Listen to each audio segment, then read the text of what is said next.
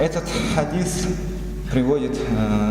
передает Ибн Мас'уд, ради Аллаху анху. Он рассказывает, однажды, говорит, один день посланник Аллаха, алейхиссаляту вассалям, вошел в мечеть и видит, как один сподвижник, он делает намаз. И в состоянии сужда, когда он упал, этот сподвижник делает такой дуа: «О Аллах! О Аллах, даруй мне рай!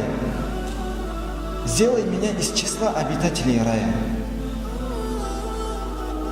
А если же ты не сможешь меня сделать из числа обитателей рая, тогда сделай меня из числа обитателей ада таким образом, чтобы я был выкупом, чтобы я был жертвой за уму пророка Мухаммада, алейхиссаляту вассалям, чтобы я был единственным человеком, который будет терпеть наказание за всю общину пророка Мухаммада, алейхиссаляту вассалям». Таким образом, этот сподвижник делал дуа во время сужда. И это услышал пророк Мухаммад, алейхиссалату вассалям.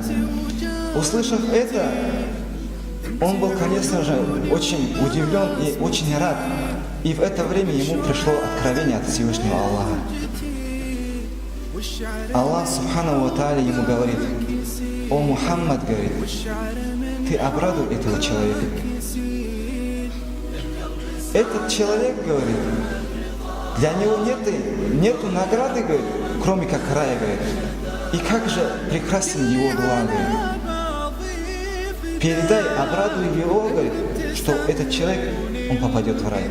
И когда посланник Аллаха, алейхиссалату вассалям, подошел к нему и дал ему эту весть, этот человек умер от радости. И сам посланник Аллаха, алейхиссалату вассалям, он сам его похоронил. Обратите внимание, какая любовь была у этого сподвижника к посланнику Аллаха. Почему я говорю посланнику Аллаха? Потому что его мысли, он беспокоился за то, за что беспокоился посланник Аллаха. Он делал дуа таким образом, как делал посланник Аллаха. Его мысли были схожи с посланником Аллаха. Из-за чего? Из-за того, что он любил его таким же образом. Он любил его искренне. Дай Аллаху Та'аля тауфик нам тоже любить и ценить нашего пророка, и следовать за ним, и стать вместе с ним в судный день под ливаул хамд. Алхамдулиллахи.